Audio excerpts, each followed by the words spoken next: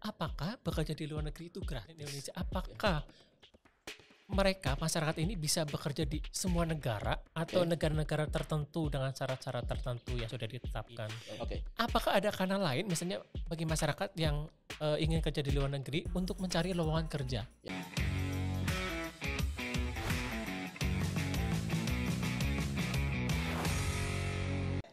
Halo rekan-rekan, ini podcast untuk kamu. Apa kabarnya? Saya yakin semuanya luar biasa seperti hari-hari pada umumnya. Rekan-rekan, saya yakin pasti tetangga Anda, terutama yang tinggal di daerah pedesaan, ada yang pernah bekerja di luar negeri. Kalau dulu disebut TKW, ada TKI. Kalau di sekolah disebutnya pahlawan devisa ya, karena dia menghasilkan devisa. Nah, hari ini kita akan membahas tema yang itu, tetapi istilahnya menjadi pekerja migran Indonesia. Dan saya tidak sendirian pastinya, karena saya bersama seorang narasumber yang sangat kredibel untuk membahas mengenai pekerja migran Indonesia. Beliau adalah Koordinator Kelembagaan Pendapatan Pekerja Migran Indonesia, Mas Karim. Halo Mas Karim. Halo Mas Nawan. Apa kabar? Alhamdulillah sehat selalu. Sehat selalu ya, sehat. Luar biasa. Mas Karim, terima kasih sudah menyempatkan meluangkan waktu untuk ngobrol-ngobrol bersama rekan-rekan dimanapun mereka berada. Dan pastinya apa yang akan kita obrolkan ini harapannya bisa memberikan pencerahan dan edukasi kepada mereka semuanya. Mas Karim gini, dulu pas saya kecil nih ya, ada istilah TKW, tenaga kerja wanita. Kemudian ada istilah TKI, tenaga kerja Indonesia. Dan sekarang berubah menjadi pekerja migran Indonesia. Perbedaannya apa dari ketiga itu? Oke, terima kasih Mas Nawan dan teman-teman semua. Kalau kita mengacu pada sejarah, memang dulu ada namanya TKI ataupun TKW atau pahlawan devisa apapun itu. Namun yang jelas dulu kita mempunyai regulasi Undang-Undang 39 tahun 2004. Oke. Yang mana pada perjalanannya undang-undang ini dinilai sudah tidak dapat mengakomodir dari sisi pelindungan. Oke. Kenapa dinilai tidak dapat mengakomodir? Karena telah terjadi berbagai perkembangan Mas Nawan. Baik zaman. Perkembangan regulasi internasional, baik perkembangan regulasi negara-negara tujuan penempatan, juga perkembangan ekonomi. Yang ini mau tidak mau mengharuskan penyesuaian undang-undang sehingga lahirlah Undang-Undang 18 tahun 2017 tentang pelindungan pekerja migran Indonesia. Oke. Sejak saat itulah Undang-Undang 39 2004 diganti dengan Undang-Undang 18 tahun 2017 tentang pelindungan pekerja migran Indonesia. Dan namanya berubah. Nah, di undang-undang itulah telah terjadi perubahan. Yang dulu namanya tenaga kerja Indonesia, sekarang namanya pekerja migran Indonesia. Berarti sebenarnya secara esensinya tuh mereka sama ya, cuma saja, istilah hanya sebutannya. istilahnya betul. Waktu itu ahli bahasa mengatakan dengan penyebutan pekerja migran Indonesia ini harapannya tentu mengangkat derajat para pahlawan devisa kita itu. Oke. Pun Jadi sama, rebranding betul. Perusahaannya pun berubah. Dulu ada namanya PJTKI. Dulu ada namanya PPTKIS. Iya, nah, dengan undang-undang itu tentu ada turunan-turunannya yang juga berdampak pada definisi. Sekarang namanya Perusahaan Penempatan Pekerja Migran Indonesia atau disingkat dengan P3MI. Oke. P3MI gitu, itu. Mas. Oke, kemudian gini, kalau misalnya ada masyarakat yang ingin kerja di luar negeri, apa yang harus mereka siapkan? Dengan Undang-Undang 18 tahun 2017 itu ada banyak hal-hal yang fundamental yang berubah dibanding Undang-Undang 39 tahun 2004. Apa yang fundamental di situ? Bahwa pekerja migran kita harus menjadi subjek, bukan lagi menjadi objek. Konsekuensi dari betul. Dulu kan digotong Mas dari mulai desa yang nggak tahu informasi apapun dibawa ke kota dengan sangat minim informasi. Nah, undang-undang betul. Nah, Undang-Undang 18 ini mengangkat derajat para pahlawan devisa ini, harapannya dia menjadi subjek. Tentu konsekuensi daripada subjek itu apa? Dia juga harus bertanggung jawab atas proses migrasi dirinya sendiri. Oh, jadi sebenarnya yang bertanggung jawab adalah diri sendiri gitu ya? Betul. Makanya Kementerian Ketenagakerjaan sudah menyiapkan sebuah skema yaitu melalui siapkerja.kemenaker.go.id. Artinya apa? Siapapun masyarakat Indonesia saat ini yang ingin bekerja ke luar negeri bisa melakukan data diri di situ, di siapkerja.kemenaker.go.id. Maksudnya mereka menginput data di situ. Betul. Buat biar bisa ke-track gitu. Betul, mendaftarkan diri sebagai pencari kerja. Nah, dalam sistem itu ada dua pilihan, Mas Nawan. Apakah dia berminat di dalam negeri atau di luar negeri? Kalau di dalam negeri, tentu nanti di sistem itu muncul setelah dia mengisi data diri. Nah, data diri kiblatnya adalah NIK. Jadi tetap harus mempunyai KTP NIK dulu. Yang belum punya ya tentu harus mengurus itu dulu karena one base data kita kiblatnya adalah NIK. Nah, di situ baru dapat informasi, Mas Nawan. Kalau mau di dalam negeri ada informasi perusahaan lowongannya ini. Kalau pengen ke luar negeri ada daftar perusahaan yang mempunyai job order di negara ini dengan sektor ini. Nah, di situ bisa. Sudah tersedia itu sudah tersedia dan sudah jalan sampai saat ini. Tadi nama sistemnya apa, Pak? Siapkerja.kemenaker.go.id. Siapkerja.kemenaker.go.id. Jadi rekan-rekan tolong dicatat ya. Siapkerja.kemenaker.go.id. Ya, selain itu saya tambahin, Mas Nawan. Kalau teman-teman males untuk datang ke dinas setempat atau terdekat di kabupaten kota, kan HP ini sudah hampir semua bisa dipastikan megang, Mas Nawan. Betul. Bisa di-download di aplikasi Android maupun iPhone, ada keyword jendela PMI. Nah, di situ ada aplikasi yang memang kita siapkan, dikhususkan memang kepada masyarakat untuk informasi apapun tentang ke luar negeri.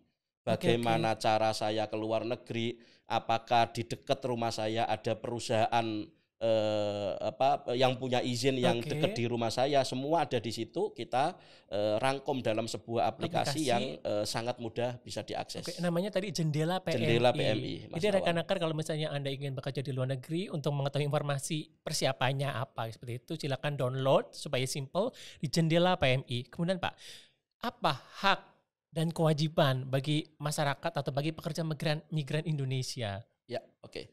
Jadi sebelum kita berbicara hak, Mas Nawan ya, penting kami sampaikan ke semua teman-teman, semua masyarakat bahwa migrasi atau bekerja ke luar negeri ini bukan tanpa resiko.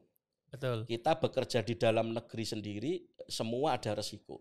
Apalagi ke luar negeri yang melibatkan dua teritori. Ada teritori Indonesia dengan teritori negara tujuan penempatan. Nah, tentu di undang-undang kita, di Undang-Undang 18 tahun 2017, kita sudah mengatur segala hal di situ. Ada hak dan kewajiban. Di pasal 6 ayat 1 itu berbicara tentang hak pekerja migran Indonesia. Termasuk di dalamnya ada banyak ada 12 apa 11 apa 12 Mas Nawan di pasal 6 ayat 1 Undang-Undang 18 tahun 2017, termasuk di situ tadi Mas Nawan mendapatkan informasi ke luar negeri. Itu melalui apa? Itu masuk daripada hak. Mendapatkan gaji sesuai dengan kontrak itu adalah hak. Jadi bagaimana kalau dia punya perjanjian kerja terus di luar negeri tidak dibayar oleh majikan, tentu negara hadir memperjuangkan bagaimana majikan dengan dipaksa, tanda kutip, tentu dengan melalui SOP di negara itu, melalui pengadilan dan lain sebagainya, agar haknya dibayarkan. Dan masih banyak lagi Mas Nawan. Jadi memiliki kebebasan untuk berserikat, memiliki kebebasan untuk beribadah, memiliki jaminan komunikasi ketika di tempat kerja itu, termasuk juga jaminan pelindungan. Dalam hal ini adalah BPJS Ketenagakerjaan untuk pekerja migran kita, dan hak untuk memegang dokumen-dokumen penting atas dirinya. Jadi tidak boleh ditahan ya dokumennya? Betul, itu semua kita atur di situ. Namun demikian Mas Nawan, penting kami sampaikan ke teman-teman, ketika kita berbicara hak, jangan kesampingkan kewajiban. Ini yang sering dilupakan teman-teman. Hanya haknya saja yang dituntut, tetapi kewajibannya diabaikan. Padahal selanjutnya di pasal 6 ayat 2 kita berbicara kewajiban Mas Nawan. Di situ ada 4 kewajiban penting yang sudah diatur oleh pemerintah. Yang pertama yang paling fundamental adalah menaati aturan perundang-undangan negara kita maupun negara tujuan penempatan. Yang kedua, menghormati adat istiadat atau kebiasaan yang berlaku di negara tersebut. Oke, kayak bumi dipijak, langit dijunjung gitu ya. Kadang kita itu ada adat-adat atau kebiasaan kita yang mungkin nggak masalah di kita, tetapi di luar negeri menjadi persoalan. Ini juga harus dilakukan. Yang ketiga selanjutnya menaati dan melaksanakan pekerjaannya sesuai dengan perjanjian kerja. Jadi kalau tidak ada di perjanjian kerja, menolaknya nggak apa-apa? Bisa. Ini yang menjadi persoalan. Banyak masyarakat kita yang menjadi pekerja migran di luar negeri, Mas Nawan, karena mungkin saking baiknya orang Indonesia, kadang sudah, iya betul. Jadi dia sudah, misalnya dia sebagai pengasuh bayi gitu. Kadang ada kerjaan-kerjaan lain yang kelihatan di mata itu dicendak kalau orang Jawanya, ditangani. Iya, soalnya di rumah kan sat-sat ya. Betul. Nah, disitulah kenapa orang Indonesia, Mas Nawan, jadi favorit ya. Betul, dan banyak diminati khususnya di negara-negara Timur Tengah karena satu ringan tangan, yang kedua juga baik, artinya tidak terlalu neko-neko. Yang selanjutnya juga mungkin background agamanya juga sama-sama Muslim di negara sana. Nah, ini padahal harusnya kalau diperintahkan di luar apa yang sudah diperjanjikan antara majikan dengan pekerja migran kita, ya harusnya kita bisa nolak. Tapi itulah lagi-lagi Indonesia. Makanya di berbagai forum kami selalu menyampaikan ke teman-teman, ya kalau memang di luar konteks, di luar perjanjian kerja, ya bisa dibantah atau bisa ditolak pekerjaan itu. Gitu, Mas Nawan. Dan perjanjian kerja itu ada kekuatan hukumnya ya Pak? Oh ya, jadi ada dua dokumen ke luar negeri itu yang harus menjadi pegangan teman-teman yang berminat ke luar negeri. Yang pertama adalah perjanjian penempatan antara calon pekerja migran dengan perusahaan yang akan menempatkan. Bentar. Berarti sebelum berangkat dia sudah tahu ya mau kerja di mana? Betul. Nah, makanya ada dua dokumen menjadi kunci, Mas Nawan. Dan disitulah sebagai legality, ketika ada apa-apa suatu saat nanti, itu legal hukum untuk bisa sebagai pijakan di situ, Mas Nawan. Termasuk di luar negeri. Ketika kita ada PMI kita atau pekerja migran kita yang tidak digaji, ketika ada PK-nya, kita dengan mudah memperjuangkan di pengadilan. Karena ada bukti ininya. Makanya ada dua dokumen, perjanjian penempatan antara calon pekerja migran kita dengan perusahaan diketahui oleh dinas setempat. Yang kedua, perjanjian kerja antara pengguna CPMI kita.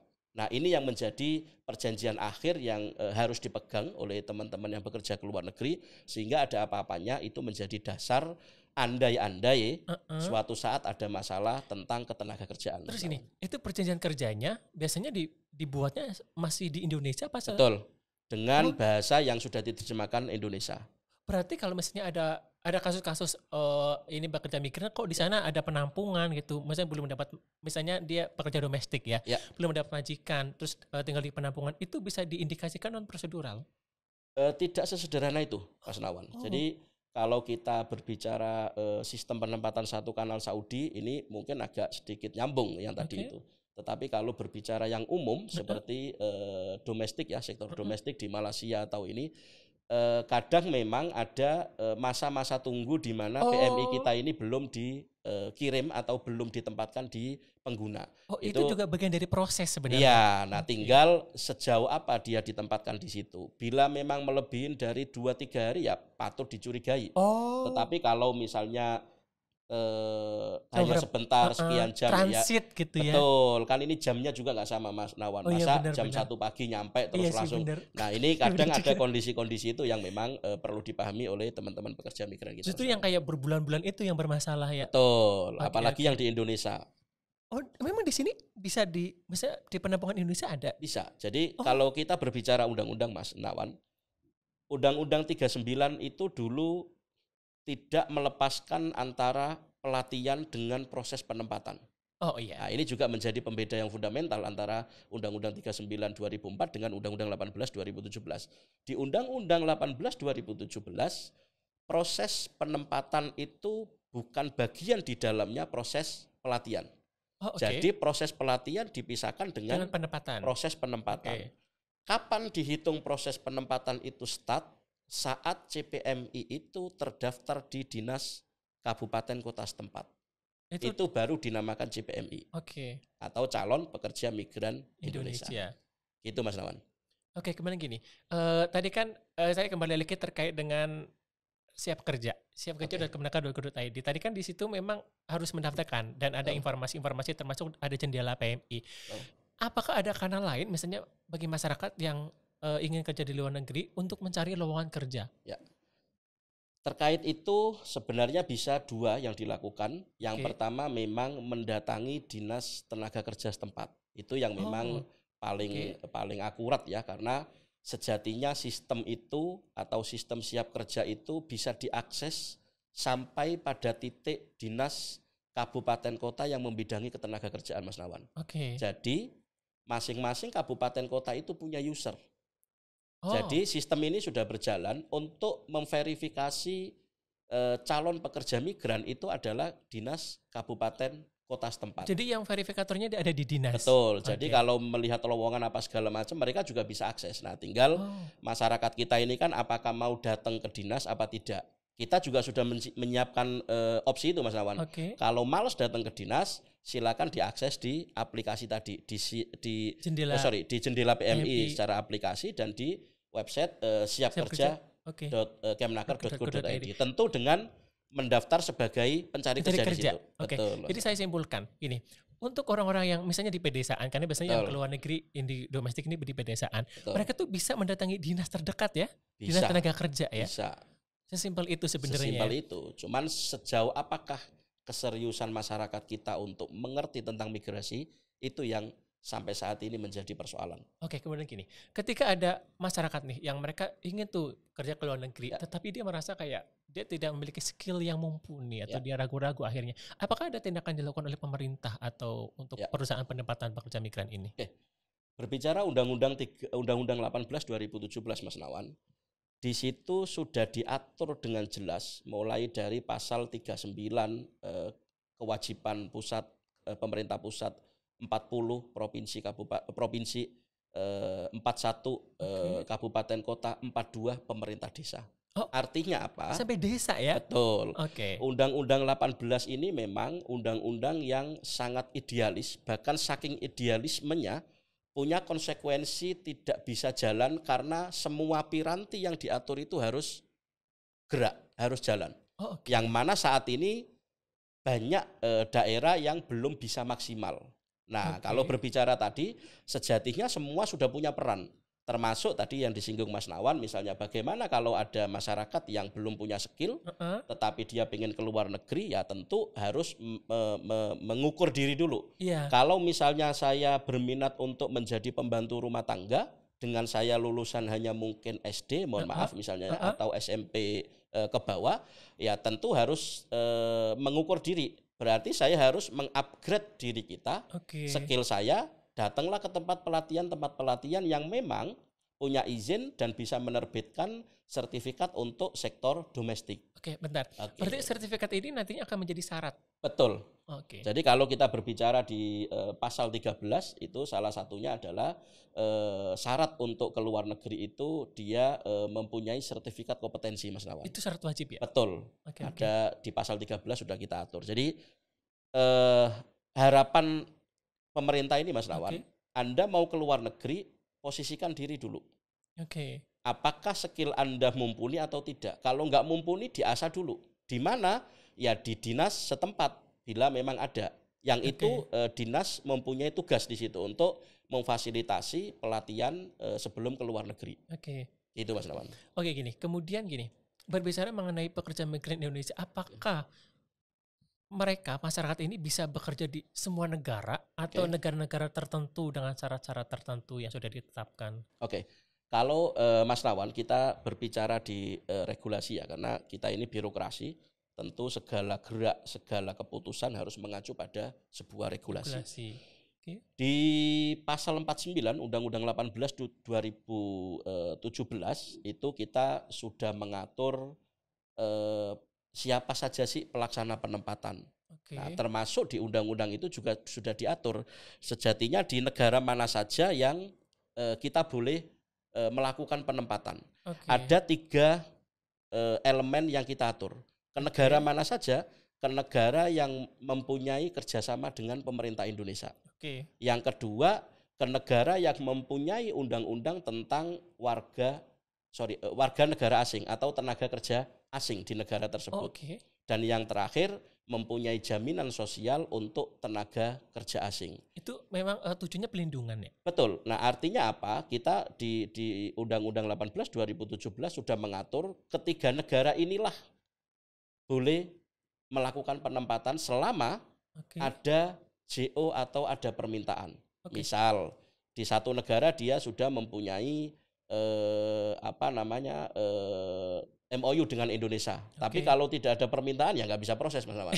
Gitu. Jadi benar. harus jelas ada permintaan apa enggak. Kenapa penting harus ada permintaan dan tidak, Mas Nawan? Jangan sampai perusahaan-perusahaan yang punya izin ini hanya merekrut tapi tidak mempunyai kejelasan terhadap calon pekerja migran kapan dia akan ditempatkan.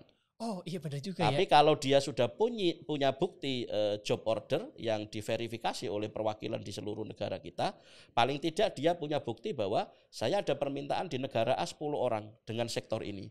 Tentu dengan itu dia punya kejelasan terhadap calon pekerja migran kita. Oke, jadi saya simpulkan bahwa tujuan penempatannya itu adalah harus memiliki 3 syarat tadi ya. Betul. Kalau 3 ini wajib atau boleh ada satu nggak ada gitu? Dan atau. Kalau di undang-undang kita itu dan atau, sehingga ya bisa salah satu. Oh oke. Gitu, Mas Nawan. Kemudian gini, sekarang akhir-akhir ini banyak polemik terkait dengan penempatan dan pelindungan pekerja migran Indonesia, bahkan kayak bisa mengundang aksi demonstrasi dari masyarakat, kemudian mahasiswa, kaitannya dengan regulasi penempatan dan pelindungan pekerja migran di Indonesia. Apa yang bisa Bapak jelaskan terkait dengan regulasi penempatan dan pelindungan pekerja migran di Indonesia? Oke, ini kayaknya Mas Nawan menyinggung yang beberapa minggu yang lagi rame ini ya. Betul. Yang di medsos juga rame, Pak. Iya, gerbang kita sampai mengalami sampai baru ya, Pak. Alhamdulillah. Alhamdulillah baru. Gini Mas Nawan, apapun itu kami menerima dan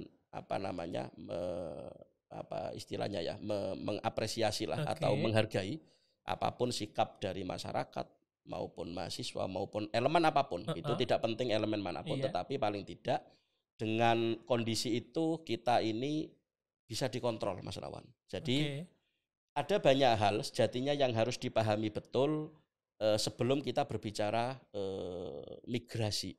Jadi teman-teman rame kemarin itu kan yang disorot itu kan terkait Timur Tengah, Mas Nawan. Jadi Timur Tengah memang pemerintah dalam hal ini melalui Kementerian Ketenagakerjaan tahun 2015 itu menerbitkan Kepmenaker nomor 260 yang mana di situ menutup 19 negara kawasan Timur Tengah. Apakah dengan penutupan itu menjadi solusi? Fakta di lapangan tidak, Mas Nawan. Jadi penempatan unprosedural terutama ke Timur Tengah, terutama lagi ke Saudi Arabia masih terus berjalan meskipun pemerintah atau kita sudah menutup. Itu dari tahun 2015 ya? Betul. Kalau melihat sejarah ke belakang lagi, moratorium itu dari tahun 2011-2012, Mas Nawan. Oh, sudah 10 tahunan. Betul, di mana waktu itu ada kondisi, pemancingan warga negara Indonesia yang ada di Saudi. Sehingga itu menjadi diskusi, menjadi opini yang bergulir di masyarakat, sampai pada titik Kemnaker melakukan moratorium.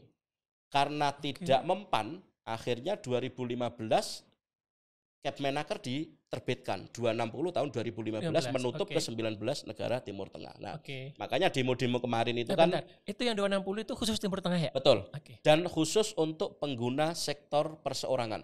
Yang domestik itu. Domestic worker. Nah, jadi teman-teman kemarin kalau tidak salah ingat ya, salah satu poin yang digaungkan itu kan membuka Timur Tengah. Jadi 260 menutup 19 negara Timur Tengah itu apakah menjadi solusi? Faktanya tidak, Mas Nawan.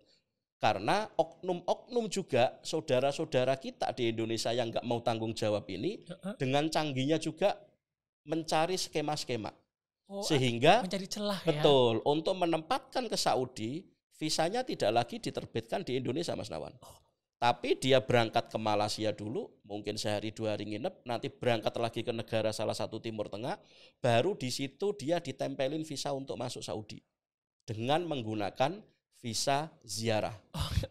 Itu. Ini jadi banyak pola yang dipakai oleh. Saya pernah wawancara ini waktu itu di podcast ini juga. Jadi dia kayak pakai visa ziarah dan ternyata dia non prosedural jatuhnya dan di sana dia mengalami nasib yang kurang baik.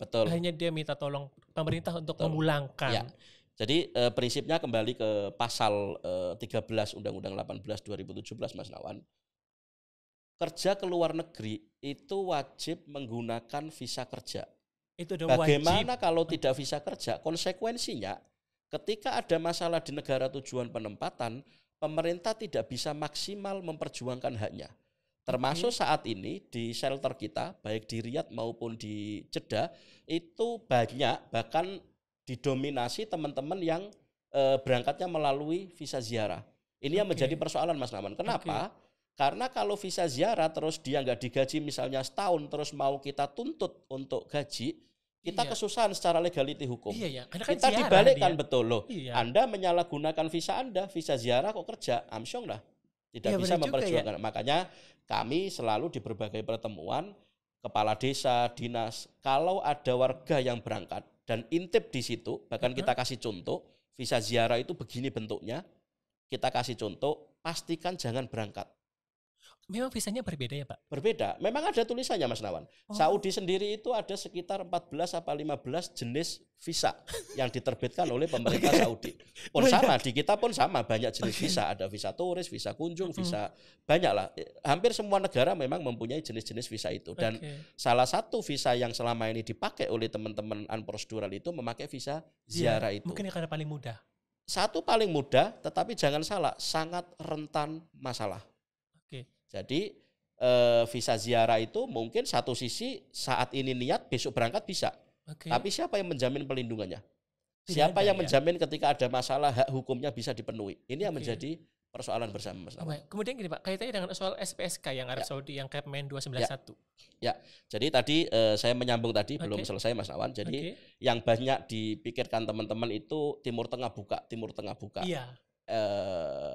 SPSK Saudi dibuka dan lain sebagainya. Nah ini penting mumpung di forum ini kami sampaikan. Kepmen 260 2015 itu tidak bisa dilepaskan dengan Kepmenaker nomor 291 2018. Karena yang dituntut itu salah satunya kan pembukaan di Saudi dengan penempatan satu kanal yang dinilai ada monopoli di situ. Jadi ini bukan soal monopoli, ini soal kesepakatan bilateral antara pemerintah Saudi dengan pemerintah Indonesia. Bahwa SPSK Saudi ini disepakati waktu terbatas 6 bulan, tempat di sana ditempatkan juga terbatas, dan sama-sama sepakat agen atau syarikat di Saudi dibatasi, di Indonesia juga dibatasi. Sehingga kita melakukan seleksi-seleksi yang pemerintah Saudi sendiri pengen yang terlibat ini yang sudah punya pengalaman untuk penempatan di Timur Tengah. Karena hubungannya dengan nomor injas untuk pengajuan visa di kedutaan Saudi yang ada di Indonesia. Nah ini nggak bisa dipisahkan Mas Nawan. Sehingga kalau kita berbicara 260, kita harus berbicara 291. Karena 291 ini lahir sebagai solusi 260 ditutup. Harapan kita 291 sebagai pilot project atau percontohan ini yang Januari, karena 6 bulan terhitung dari penempatan pertama. Penempatan pertama yang di launching Bu Menteri di kantor kita juga itu 14 Juli. Sehingga kalau dihitung 6 bulan berarti 14 Januari itu sudah harus dievaluasi. Disitulah penentu apakah SPSK Saudi ini jalan terus atau tidak. Ini yang harus dievaluasi, sehingga memang kadang masyarakat kita ini mendapatkan informasi sehingga tidak sabar. Padahal mau ada dan tidak ada demo, tetap itu harus dilakukan evaluasi, dan kami mendorong bagaimana area bisnis atau bisnis penempatan pekerja migran ke luar negeri ini terbuka lebar sehingga ada kompetisi-kompetisi sehat di pelaku usaha Mas Nawan. Begitu Mas Nawan.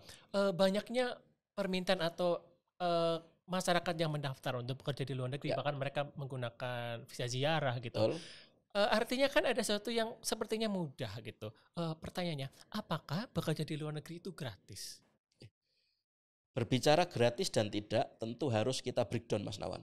Apakah dia di sektor domestik atau di sektor formal? Itu berbeda? Berbeda tentu.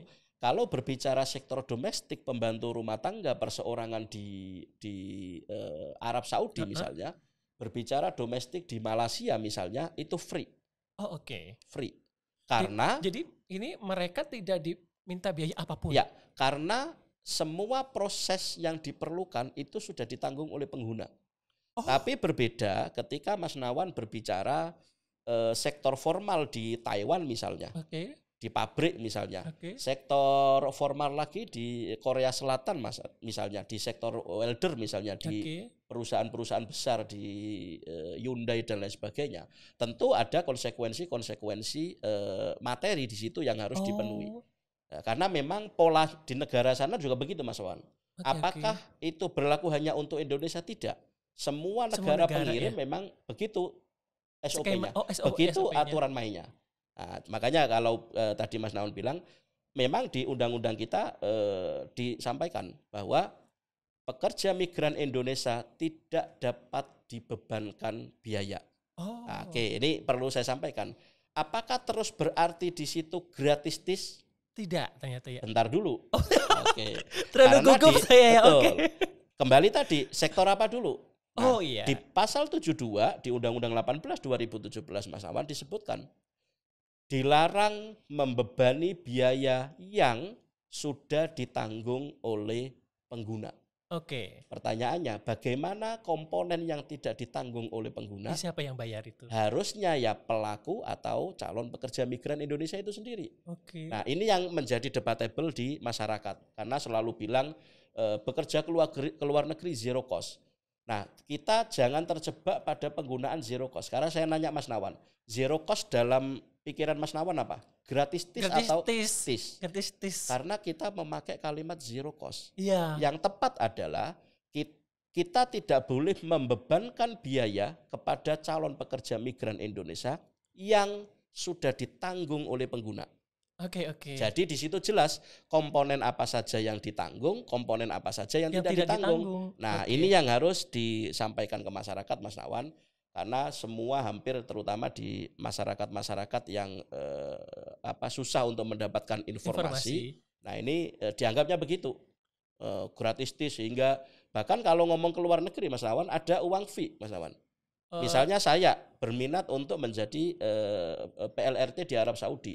Saya dapat uang, Mas Nawan, dengan jumlah sekian sebagai tinggalan.